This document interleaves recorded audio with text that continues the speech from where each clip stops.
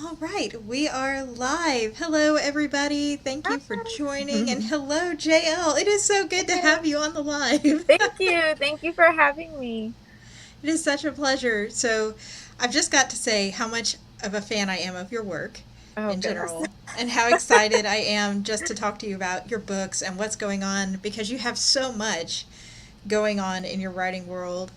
And if you're watching this live on Facebook or YouTube or Twitter, please drop your questions in the comments box. We can see them as we go through. That's why I like to do the live interviews.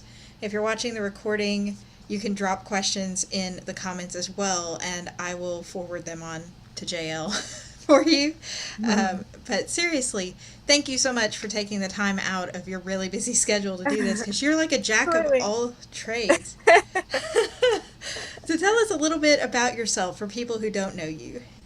Well, I'm an author. I also own a bookish shop. It's kind of a macabre style bookish designs. I'm also a designer. I do a lot of formatting and things, author services for people. I do have a writing course that I'm also teaching this fall. And I homeschool my kids, which takes up a lot of my time. But yeah, that's pretty much it. And you're, like I said, I'm a big fan of your work. So Mhm. for those of you who don't know, JL already has a couple books out that are indie published. Mhm. And then now has been signed for the Sisters Solstice series by Phantom House Press. Congratulations, by Thank the you. way. If you haven't seen the gorgeous pictures of the cover and the interior formatting, go run quickly to JL's Instagram. The link's in the description because you have to see them. They're just stunning, stunning covers. So Thank you've got a little bit of a backstory on how, like an interesting backstory on how you ended up writing. Because, like you said, you do the courses, you've you. got your Mhm. store. So what made you decide to go this direction?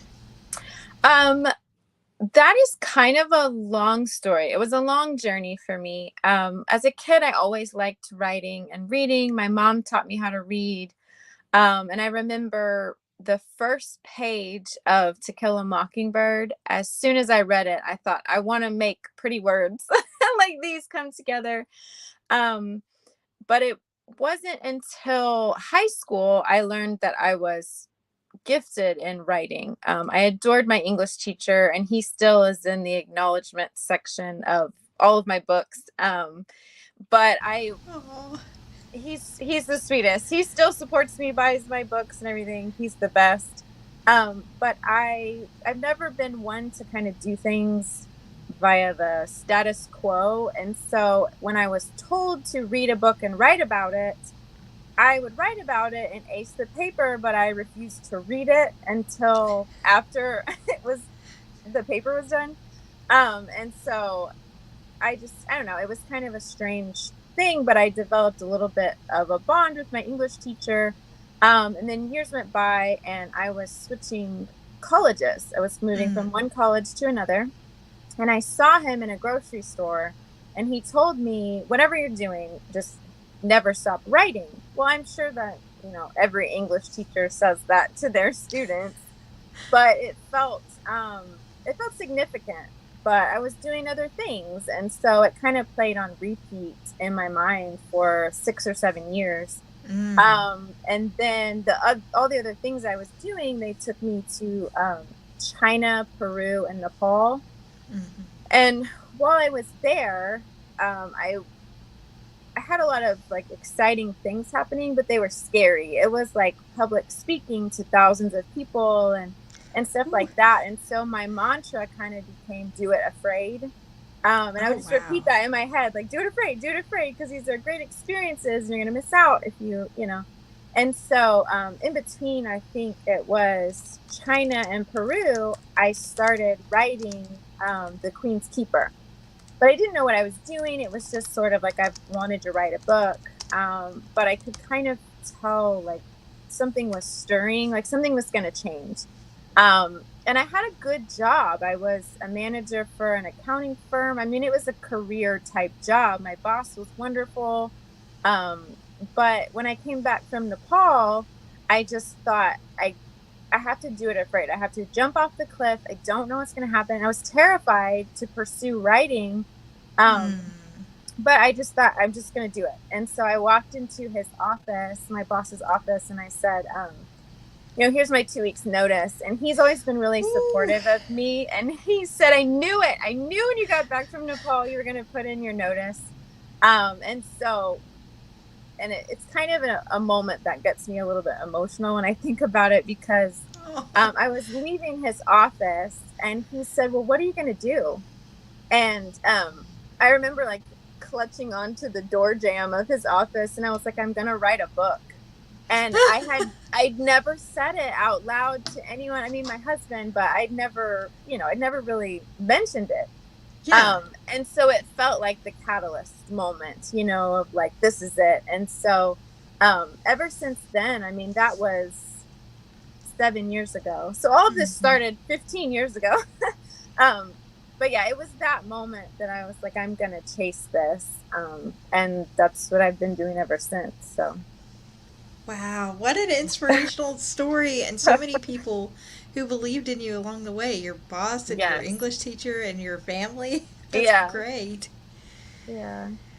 Wow. So what made you decide then, leaving your job to pursue this and everything, what made you decide to go indie with some of your books and then traditional with some of your books?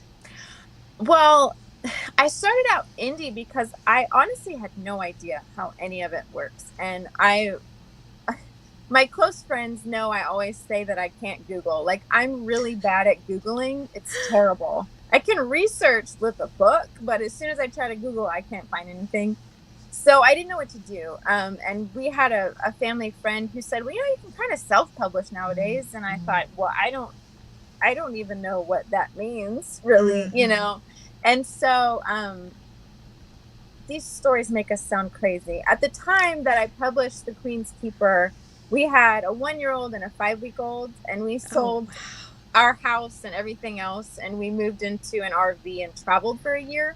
Oh, how And exciting. it was fun. It was nice. Well, the kids are really small. And then we were on the drive up, and The Queen's Keeper was done. And my husband said, just do it. Like, let's just do it. Figure out how to self-publish and let's do it. So we did. And I think that kind of the beautiful thing about that was, I honestly think that part of the journey was just finding my people and learning how the industry works. And then from there, I kind of learned what was for me, what was not for me, what I wanted, and just kind of started meeting people and chasing things at that point. So. Wow. What an inspiration. Oh my goodness. We've talked to so many authors on the channel with just different stories, from leaving Mm-hmm. traditional to go indie, from always being indie and indie to traditional, and it just seems so daunting. Yeah. And tied into that, having had the indie experience, do you feel like having self-published a book made it harder for you to get traditionally published, or easier, or did it really in fact affect it at all? I don't know. I feel like indie gets a bad rap, which Mm-hmm. is crazy to me because, I mean, some of the best books I have ever read are indie or small press.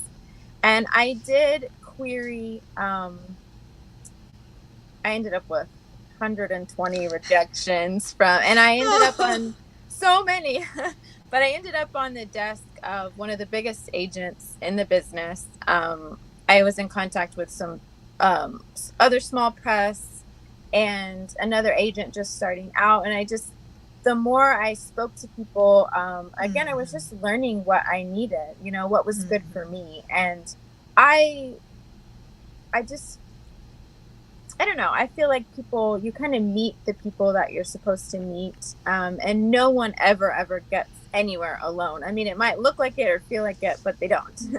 Right. So once I met my people and I thought, this is it. I get to keep creative control, but there's more than just me doing this by myself.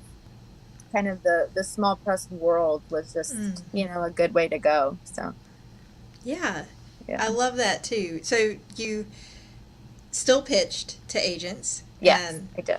If there's any authors watching the replay of this, you got your rejections too, so don't give up. Oh yeah, You get rejections. So many. How long do you think the whole process was from when you first started pitching to when you like said, "This is it. These are my people"? Um, it wasn't that long because I started, I guess last summer, I started querying, and I started talking to agents and people in the industry. But I had already been part of the indie kind of small press community, and I kept thinking, I don't know, I don't, and when they eventually told me that I didn't fit, that I don't fit a genre, and that I needed to either change my characters' ages and make my story completely inappropriate, or you have to do YA to start out, and that wasn't me. And I mean, the whole premise of Autumn of the Grimoire is not being shoved into a corner and told to heal, and that's just not me. Like, as soon as I feel pressured in some way, I'm like, I gotta get out of here. So it just wasn't for me, and so it really wasn't that long. I think I queried for a few months and talked to some of the agents, and then I thought, this is just not for me.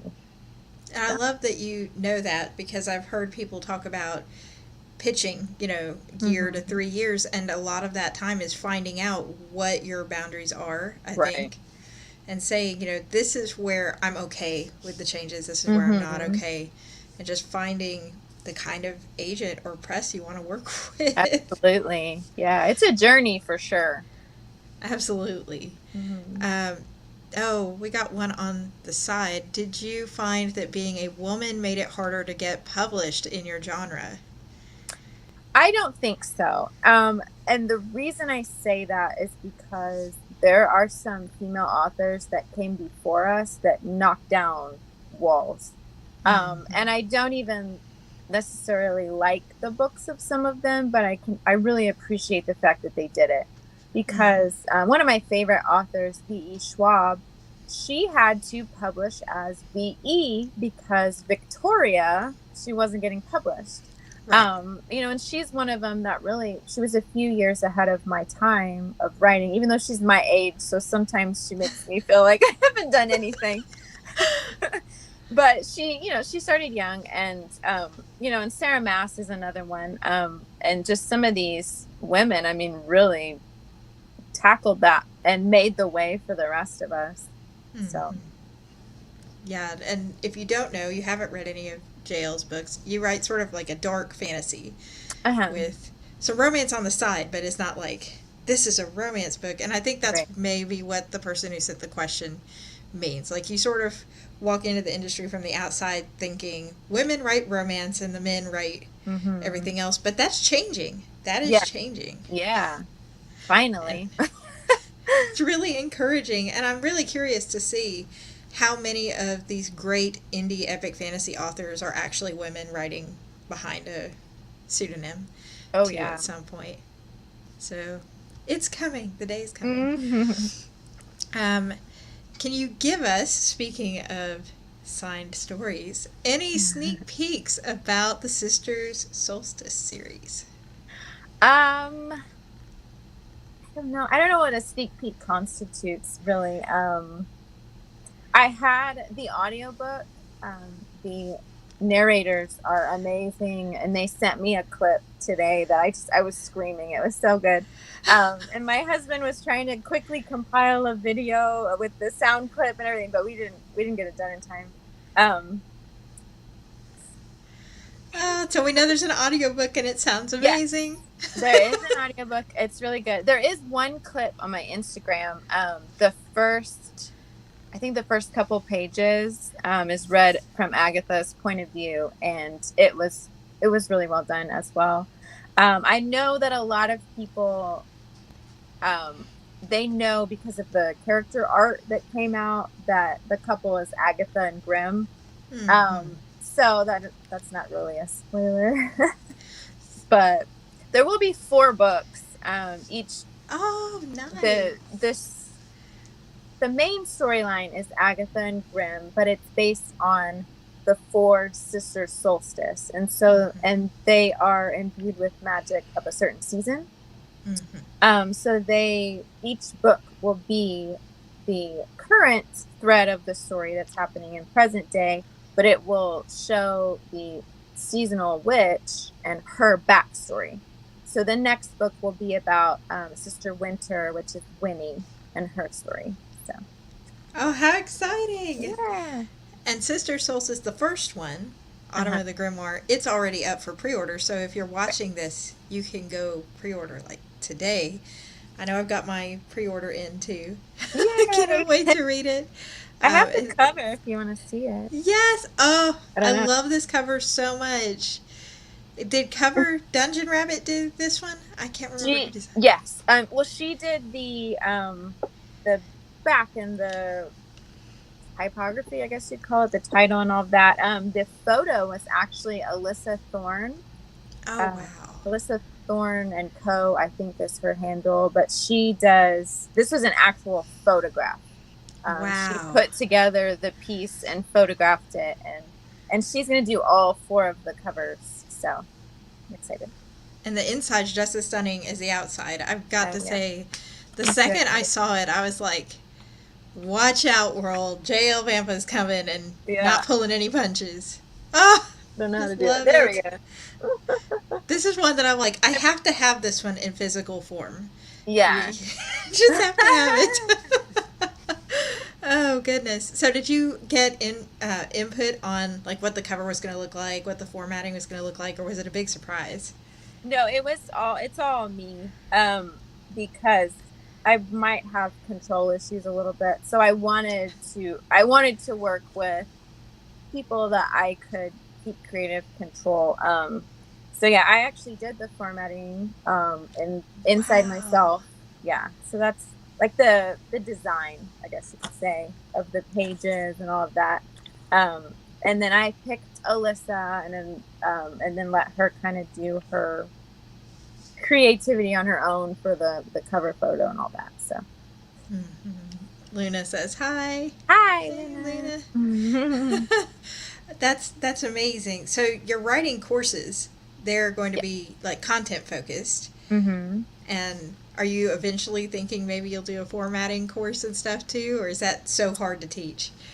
Formatting itself is not hard to teach. I remember it with the Queen's Keeper, it was like the bane of my existence. I hated it. So it's kind of funny that I enjoy it now. But a lot of it is the design work, and that, I don't know if I could teach that. That's something that I just sort of learned from designing all the things for my shop.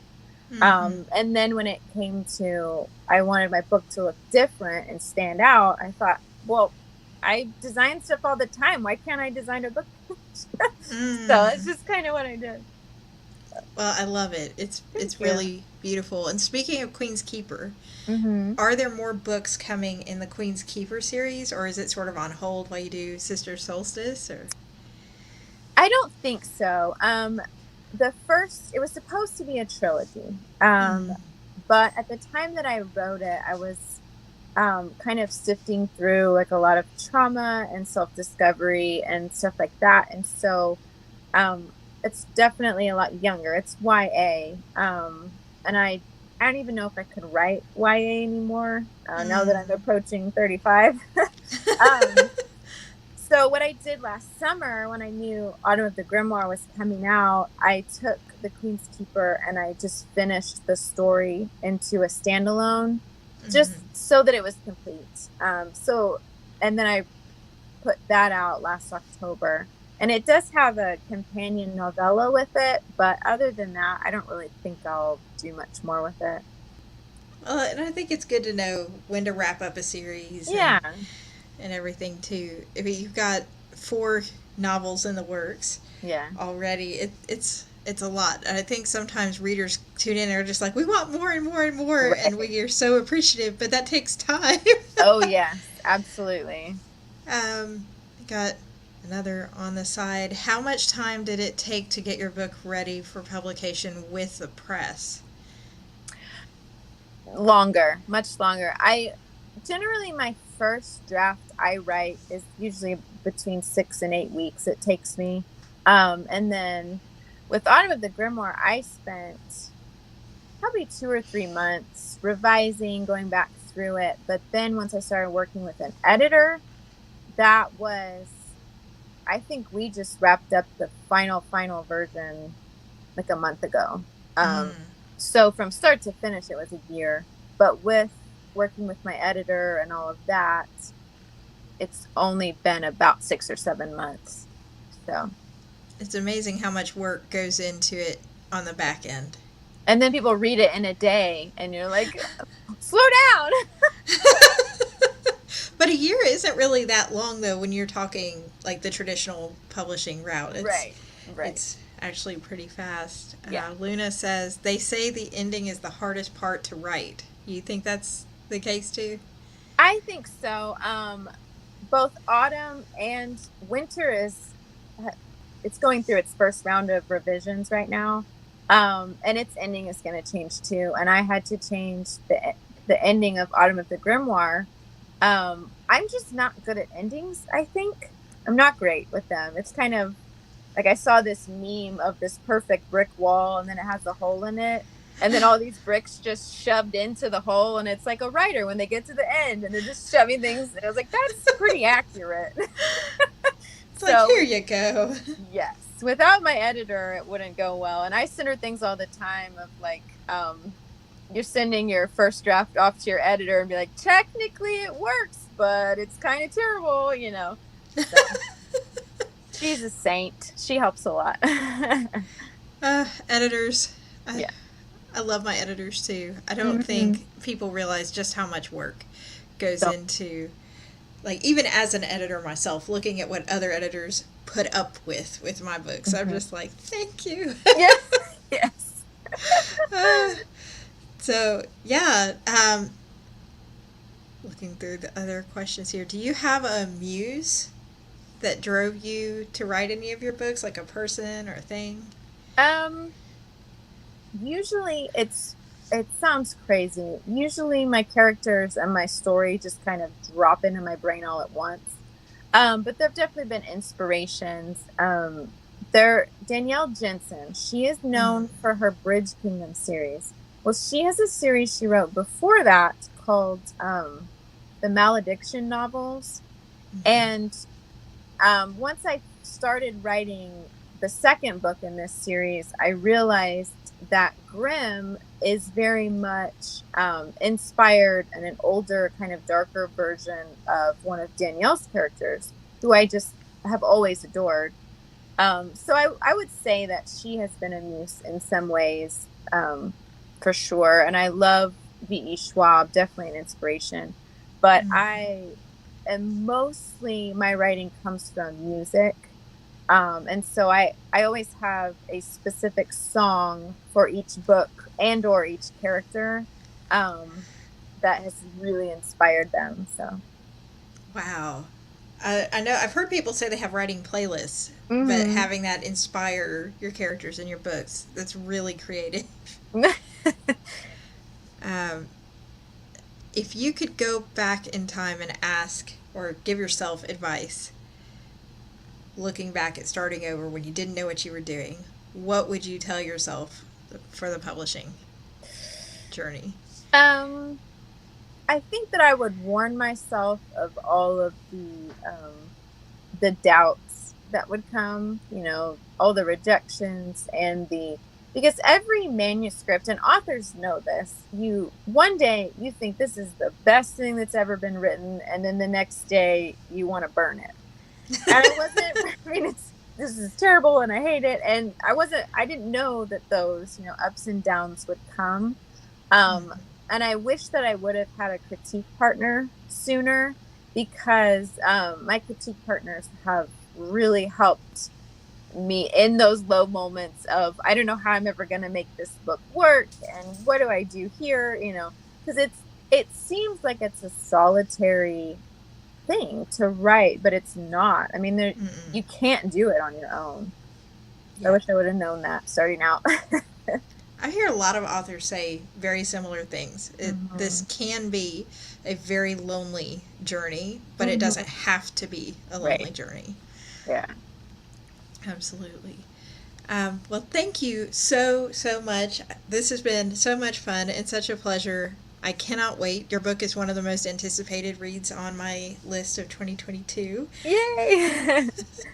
And thank you again to Phantom House Press for signing it and helping bring this to life. We're really excited. Yay. Um, so, yeah, thank you again. If you would like to check out JL's books, writing journey, shop information, it's all on her links in the description boxes. Luna says, thank you for talking with us. Absolutely. Thank you guys. And if you're watching the replay again, please don't hesitate to leave any questions or thoughts in the comments. We will be doing more of the indie author live chats in the next couple weeks. We have Katrina Lewis, who is one of the Nerdy Book Box's featured authors. In January, I think, for Heavy is the Head, she's going to come on and talk to. So this is such an honor. Thank you so much, Yes, thank JL. you. I hope you have a great day. You too. Bye. Bye.